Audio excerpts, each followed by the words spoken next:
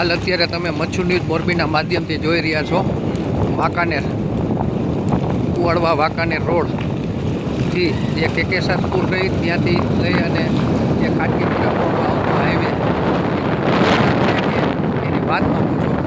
હાલ અત્યારે તમે મચ્છુ ન્યૂઝ મોરબીના માધ્યમથી જોઈ રહ્યા છો.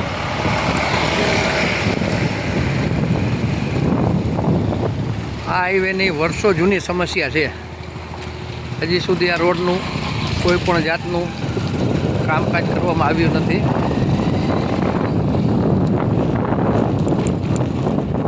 તમને લાઈવ દ્રશ્ય બતાવી રહ્યો છું મચ્છુ ન્યૂઝ મોરબીના માધ્યમથી.